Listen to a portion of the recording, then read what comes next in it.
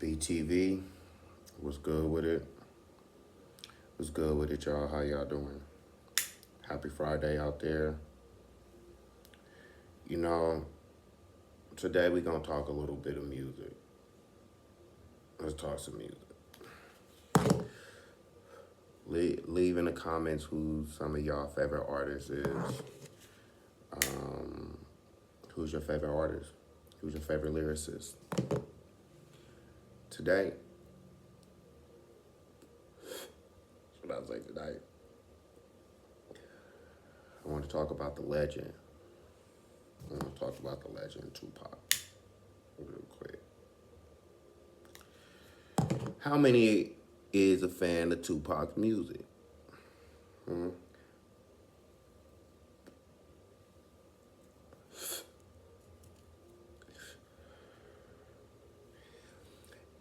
Tupac just had a birthday.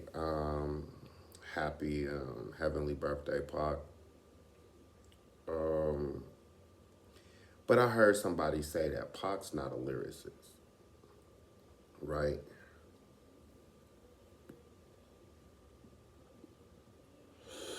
And I tried. I remember hearing this shit a couple years ago, right? Pac's not a lyricist. And yet, some will argue Biggie is a lyricist, right? Okay. So then I asked myself, right? Let's separate the fantasy bars, right? Biggie, right? Biggie,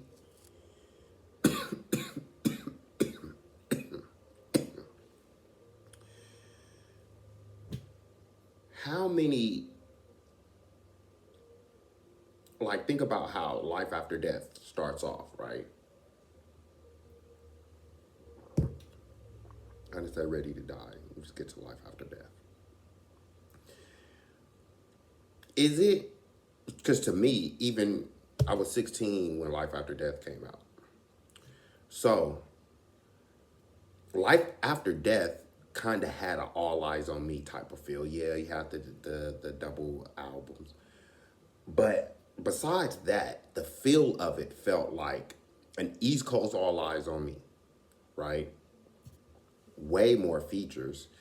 Life After Death had way more features on there. And then what a lot of people don't like to talk about is that More Money, More Problems wasn't even Biggie's song, right? Wasn't even Biggie's song. It was Mace's song. Now, just for a second, think about how More Money, More Problems is probably one of the best club songs as far as hip hop has produced. One of the best, top five, arguably. You know what I'm saying? A nice dance record, right? But that wasn't even Big's album. Song. Okay. The only album that we could compare Ready to Die to would be Me Against the World, right? And Me Against the World just a better album than what Ready to Die is. I'm not from the East Coast.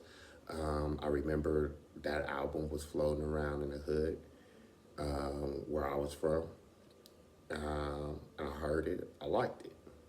Shout out to Quinny Mac who gave me that's the CD to listen to. But Big always has some questionable lyrics, right? He has a questionable lyrics in both his CDs. Both his CDs, this nigga got some questionable lyrics, whether people like it or not. Me and my bitch, right? He had a questionable lyric on there. And then when this nigga said,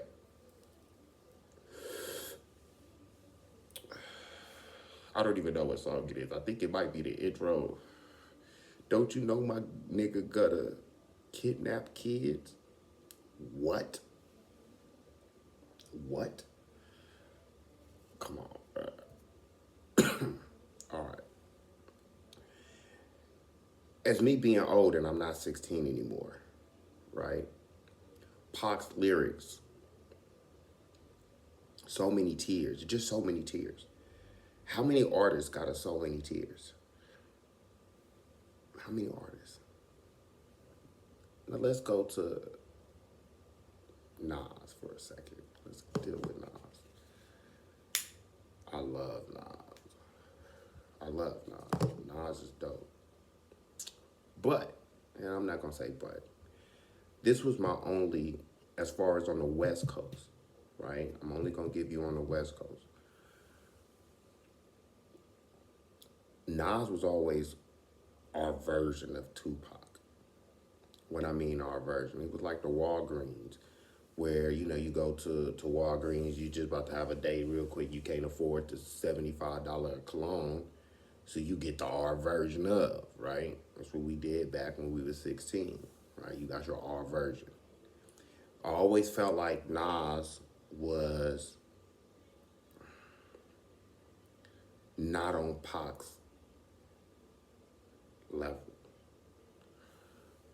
I don't think Jay-Z is on Pac. There's not a lot of artists that's still making music right now that's on Pac's level, that can give you a keep your head up and then give you an Ambitious of a Rider.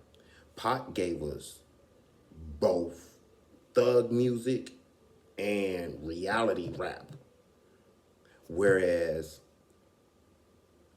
Big only gave us fairy tales. Aside for Juicy, right? Juicy, hip hop classic, right?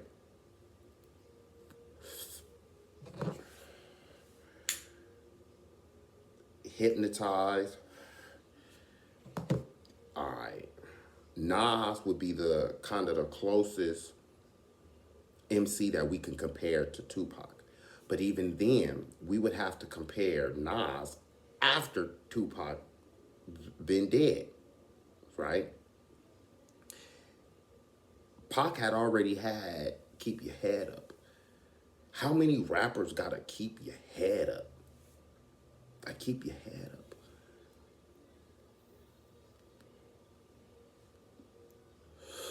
So, when I hear people say Pac is not a lyricist, right? It irks me a little bit. We ain't even got to Machiavelli yet, because Machiavelli is totally lyrical. What is Machiavelli is totally lyrical. Lyrically, aside from the songs where he's getting on Bad Boy, that whole shit is lyrical. What a come on, bro.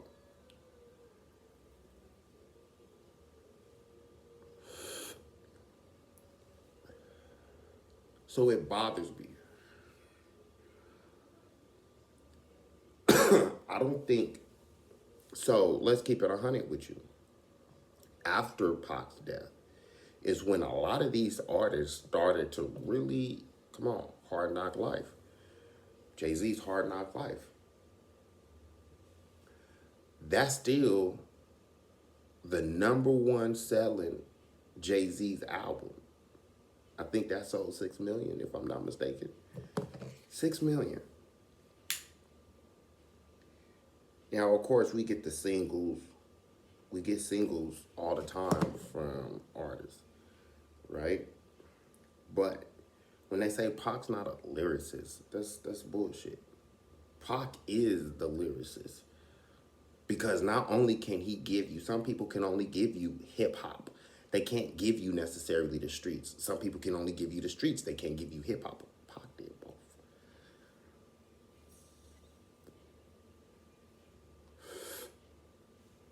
I'm not from New York. I've never been to New York. But that old school on Me Against the World, the way he paid homage to the era before him,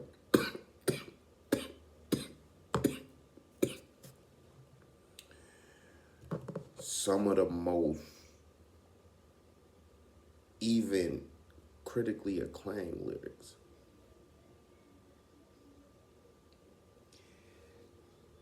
Pac was kind of, and this is my era, right? This is my era I'm talking about when I was a teenager, right? And I watched them stretch out Pac's songs until I got into my what mid-20s. Unconditional Love, just the lyrics. Letter to my unborn kid.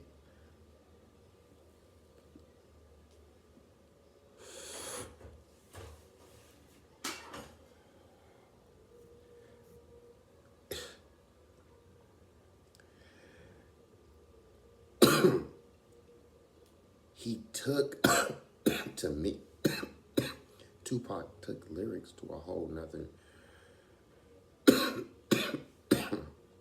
He took them. He took the lyrics to a whole nother atmosphere. Not only with what he said, but how he said it. You feel me? Like, in that time, everybody was Master P. The way Pac would fluctuate his voice, then you start seeing Master P do it. You know what I'm saying? This is for my, for however, I forget, I can't think right now, a Master P lyric. But you know, if you listen to music and you don't even have to study it, you could just listen. So to keep it 100 with you, they could never find, the industry could never find another Pac. Nas told you he wasn't a perfect fit. He said that on Godson, the album Godson, Real Niggas. He wasn't a perfect fit. Jay-Z made a lot of fantasy songs. Okay?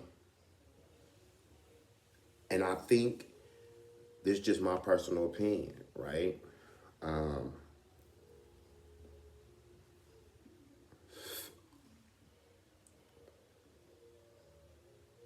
Even back then in the 90s, it was kind of a transition from fantasy rap.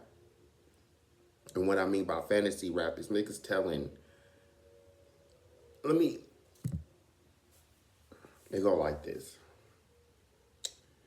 Back in the 90s, I'm only going to give you my era real quick. Back in the 90s, if you started out rapping, like I started out rapping, right?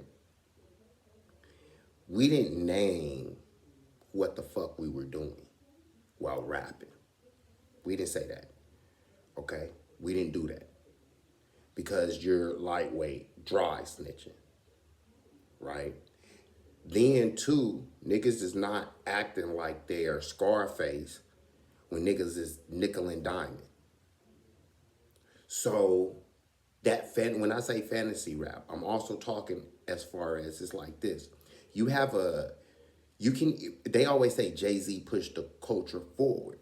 How? In what way did Jay-Z push the culture forward? He held us back. The whole drug shit, the whole talking about the drugs, the whole is fake and it's phony. That ain't the only way out.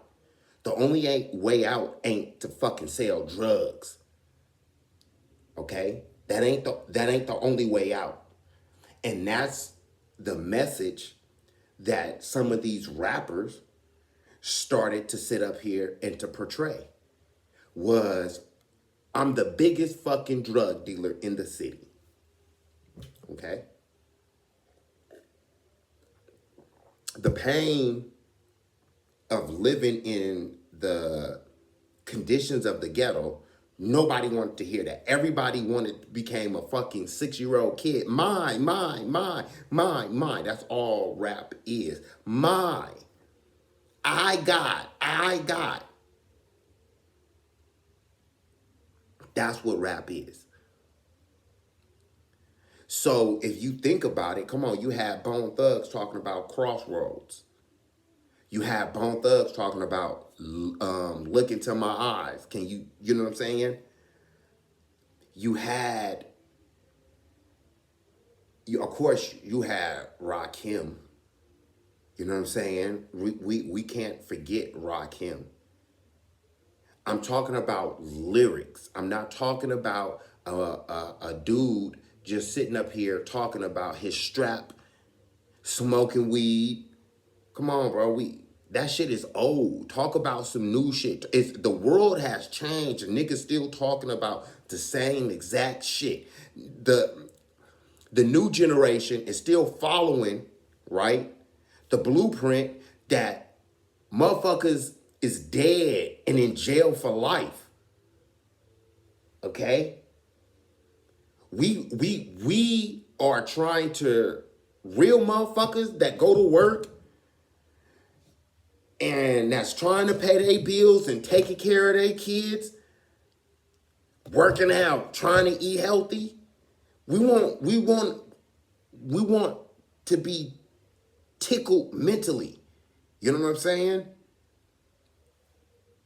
But instead, we get niggas still killing a nigga. How many niggas is gonna kill a nigga on their album? Niggas done killed more niggas on an album, on a fucking album.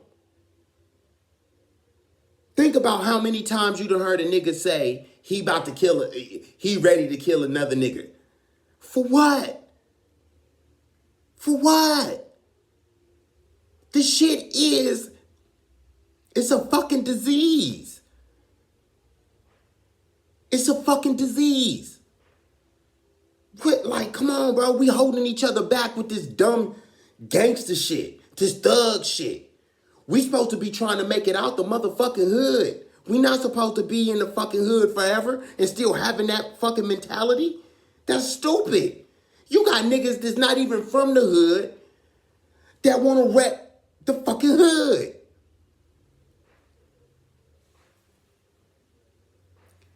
The music, okay?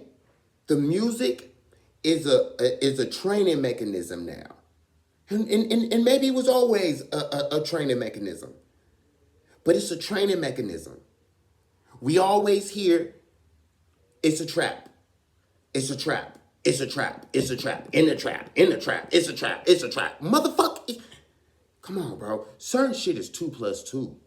It's fucking common sense.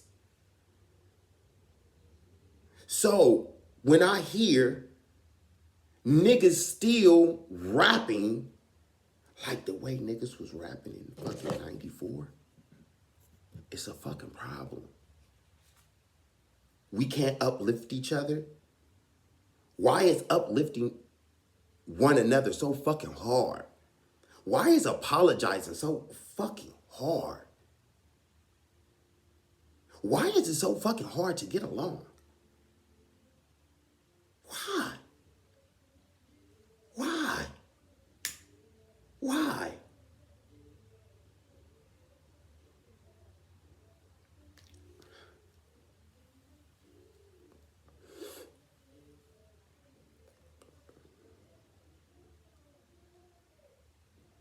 We've been hearing the same bullshit. We've been hearing the same fucking bullshit. Just told from generation to generation. Nobody trying to make a change. And the people, and shout out to the motherfuckers that's trying to make a change. Shout out. The lyrics that niggas not even trying to be lyric no more. They got keys. Everybody got keys. Everybody got smoke. Everybody got bottles. Everybody got bitches. What the fuck? The niggas what niggas is rapping about, even with niggas was doing that in 96, 97. That's old. Having 2 bitches? That shit old. 3 niggas that really been in the game Bet no females. Snatching niggas females. Like that shit is old. That shit's old. Speak about some real fucking shit.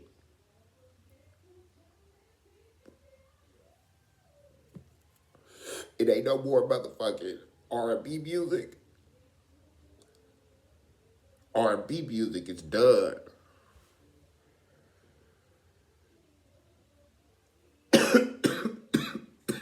Nobody talk about love.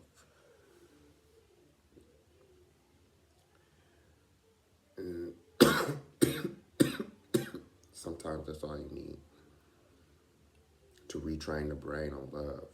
Let's stop with the one night stands. See, Pac was able to give us, he called the females bitches, right? But he also gave a song on why he did it.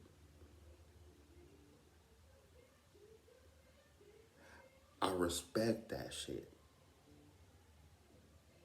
I respect that shit. Let's get to Machiavelli.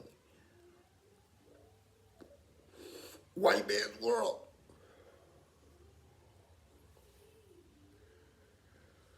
White man's world. We, of course, the image that they love of Tupac to show is the thug out Tupac. They love that.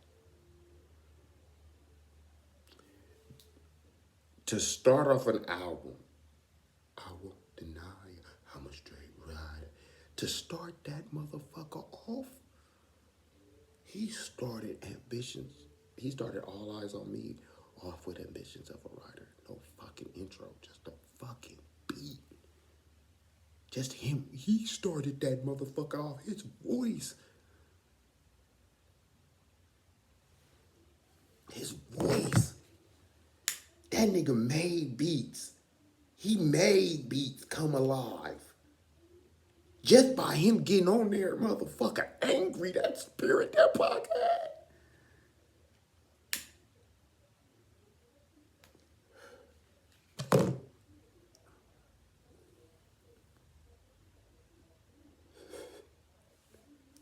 That motherfucker, that spirit. Fuck the toss it up. We don't need the toss it ups. He gave us that with Temptations. To me, that's just an extension of Temptation. So, I didn't, you know what I'm saying? But think about every fucking lyric on that fucking album. The closest, right? I can give you some close. Nas did with the N album. Nas was on that motherfucking, see, I give credit where credit is due. Nas, and let's keep it 100 with you. If we talking about lyrics, why do we don't talk about Mace? Mace lyrics was dope too. DMX confirmed that. Rest in peace. But see, it was always, let me tell you my theory, right? My theory is, you seen the New York Undercover, right? New York Undercover to be with Puff. I'm gonna tell you why. I always felt that it was Puff. And of course, I was a Bad Boy fan, okay? See, when Pac died, I feel like we,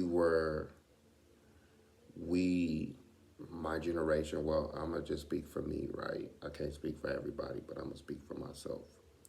When Pac passed away, I knew that even back then, I was like, damn, it's going to be hard searching for, because what Pac gave us too was pain. So many tears is pain. That's pain at its finest. You know what I'm saying? That's pain. And we did We heard a shout out to DMX. DMX came, but guess what? We had already been conditioned to see a chain, a wife beater, and a bald head. Okay, we were already conditioned for that. So DMX was another image. Okay, I'm not saying he was Pac. I'm saying the image. Okay, the image. So, and DMX got some pain. He of course DMX got some pain. Okay, and he's right 2 years after Pac. Of course, he was going. Of course, we heard the story of Rough Riders going to death row. You know what I'm saying? It didn't work out, and they went elsewhere and they got it popping. But to keep it 100 with you, and I'm gonna do a part two of this. I'm about to wrap it up. I didn't want to be on here. We're gonna do a part two because there's people that I do want to say that did come in with the lyrics. Okay. One, I'm going to say Lupe. All right. Lil Wayne. I'm even going to say this. A lot of people don't like for some reason when I put this man name up, but Joe Buttons. Joe Buttons. Joe Buttons saved me. All right, Joe Buttons saved me. His mood music, so it saved me. Kind of like the Lupe hip hop saved my life. He came in, and I was just drawn into Joe Budden's lyrics. Joe Budden's lyric. If you like lyrics, Joe Budden's. And now, like I said, Lupe. Lupe came in, and I was a fan of Lupe from the Kanye West. And I heard Lupe on something else earlier. I can't remember what it was, but his wordplay, his wittiness. Yeah. But as far as, let's get back to the point. I kind of went off on tangent. Does Jay-Z have a Keep Your Head Up?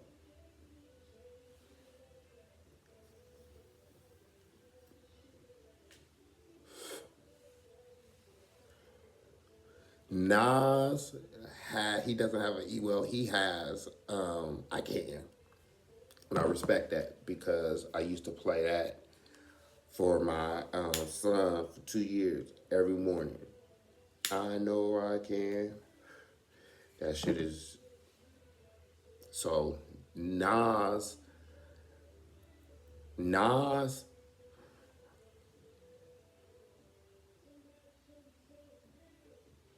I didn't get a chance to see Tupac, but I did happen to get a chance and have the pleasure of seeing Nas perform, especially on the one mic live ether.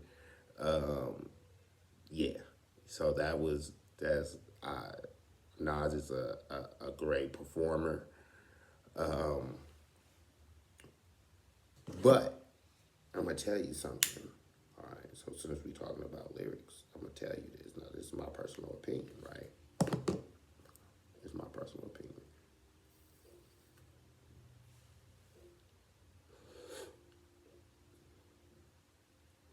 I believe Love Below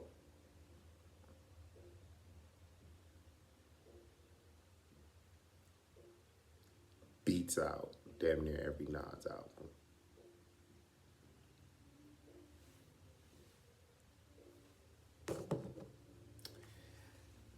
Leave it in the comments.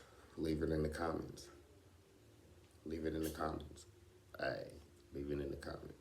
But I do believe that. Shout out to Andre 3000.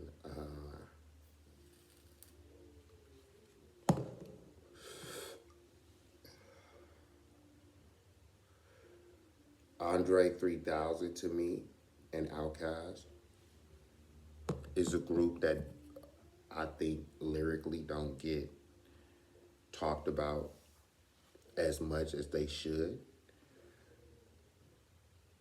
But Andre 3000, and I had a pleasure of meeting him and seeing him perform live. Um,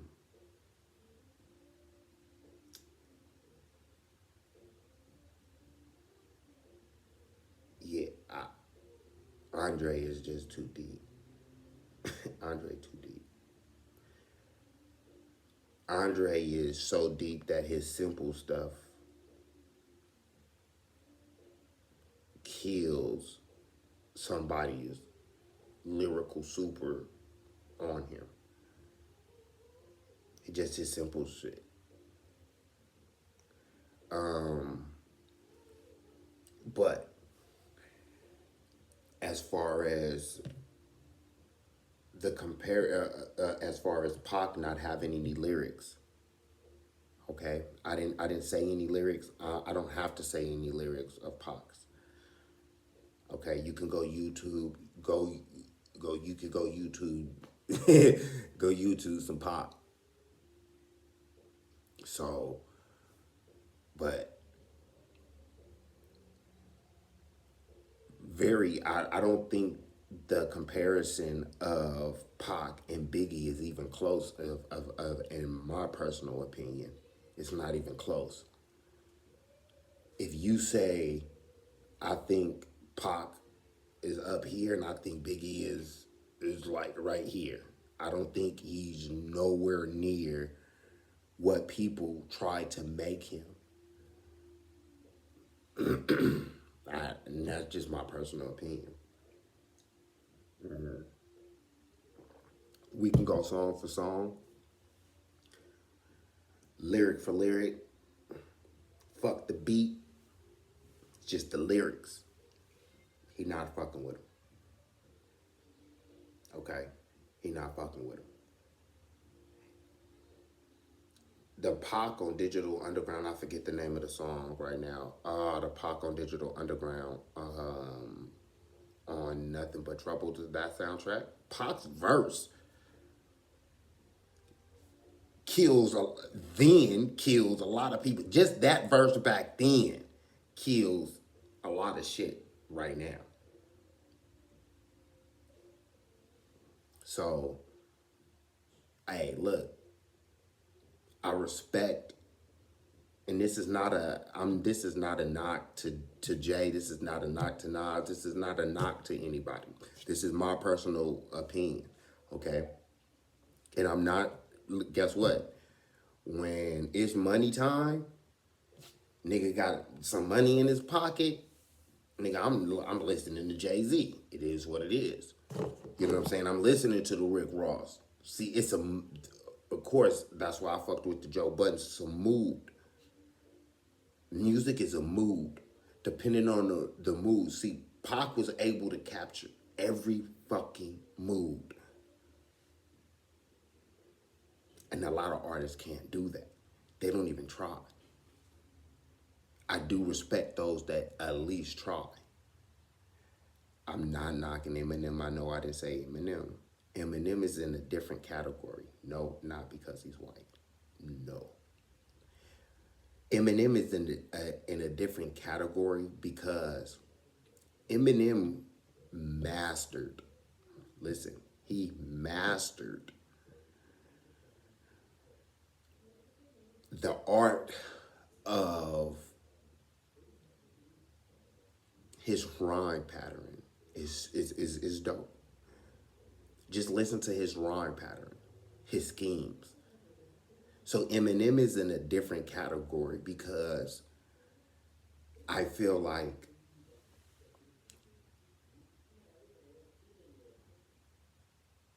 as far as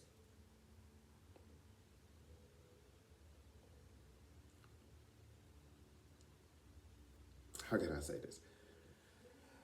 Eminem is kind of, to me, Eminem is dark. Now, a lot of people look at his pop songs, right? But Eminem is really dark, right?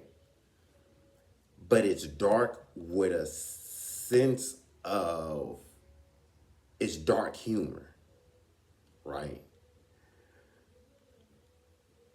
So like I said, I put him in a different, we're gonna do a part two, but Pac is on a whole nother level. So when people say he's not lyricism, then that disturbs me a little bit, because how can you listen to how can you listen to only God can judge me? Like, to me, you're lyrical when you can put your situations in front of the fame, when you can put your real life, what you're going through, out in the open. And everybody's not, of course, everybody can't do that. That's why I said Jay-Z is more of a, he get money, you about to go kick it with a chick. You know what I'm saying? And that's back then, because now I'm listening to some damn jazz. You know what I'm saying? So, of course, it's different. But I'm about to see y'all in a minute.